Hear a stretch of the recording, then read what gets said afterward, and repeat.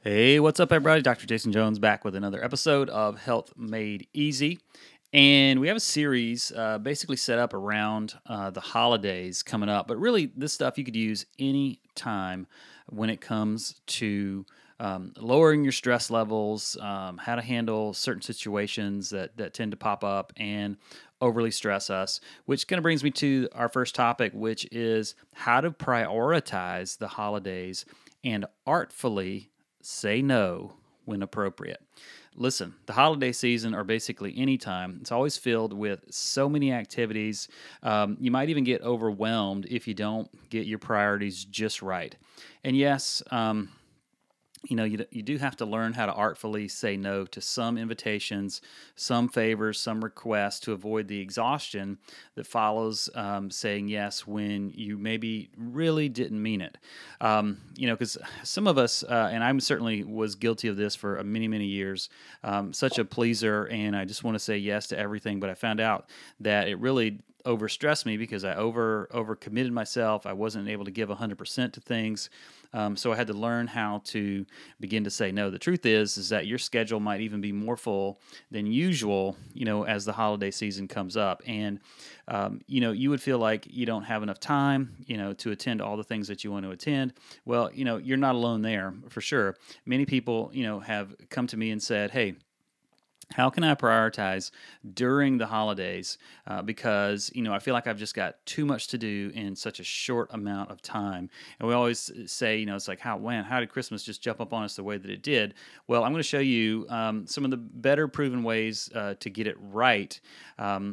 As we go. So, how do you prioritize the holidays? Well, the best way is to do the most important things first. And here's how you go about it. Firstly, make a list of what you want and need to do on a daily and weekly basis during the holidays.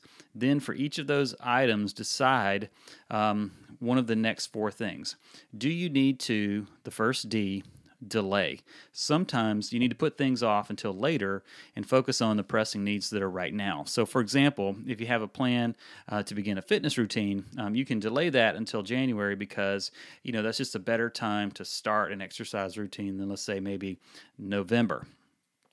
You can also delete it, which is the next D. The truth is not everything is actually all that important. You can say no to extra activities, especially if you're not excited to be doing them. For example, you might find it boring to prepare a dessert, from scratch. So it's okay to just sort of stop by the store, pick one up, and just warm it up or bring it cold, however that works. The next D is to delegate. You're going to wear yourself out if you think you can handle absolutely positively everything.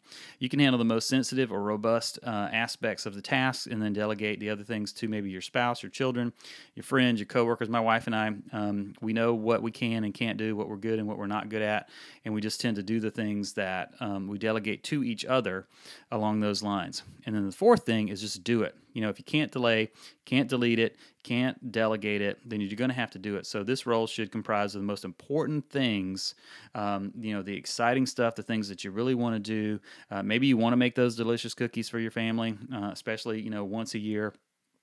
I would say go for it. You'll notice that, I give several examples, but, you can check your to-do list for the holidays and prioritize them as you see fit. Now, how do we artfully say no during the holidays? Well, you probably get a lot of invitations to gatherings, holiday parties, but you need to learn the art of saying no to some if you want to protect your physical, mental health. You don't have to feel obligated to attend every single event. Now, if you're one of those people that wants to attend every event, go for it.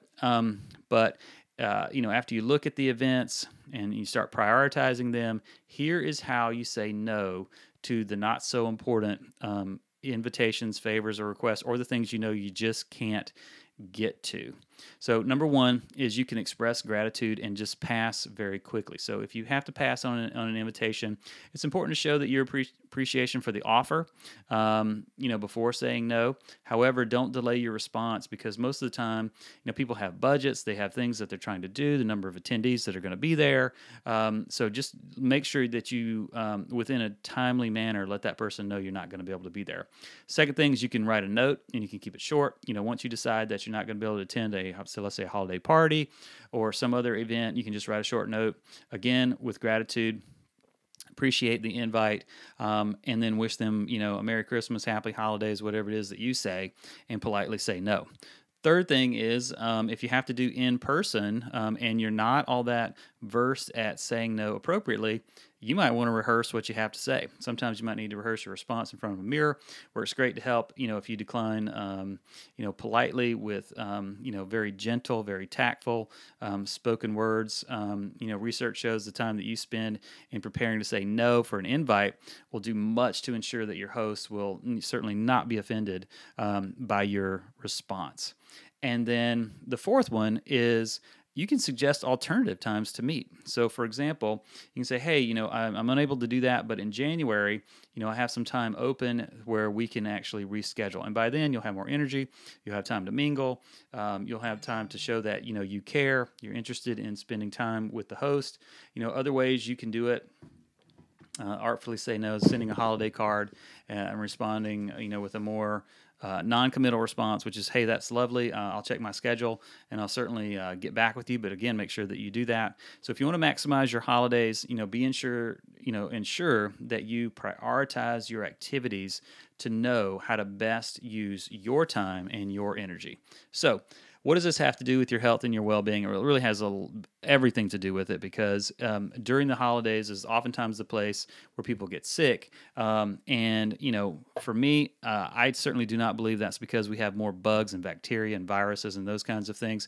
I don't believe that at all. What I do believe is we get overstressed by overcommitting ourselves, lack of sleep, not taking care of ourselves, not getting like our adjustments because we put those kinds of things off, eating things that we shouldn't eat, and we suppress and just wear out our immune systems, and then we get ill. So one of the ways to do that, and one of the ways to keep your immune system strong, is to prioritize, learn how to artfully say no, and keep your stress levels down throughout the holidays as much as you possibly can, not overcommitting yourself, and that will turn out to be a very positive thing for you. So again, this is Dr. Jason Jones signing out. Hope you like this podcast. If you did, share it on social media.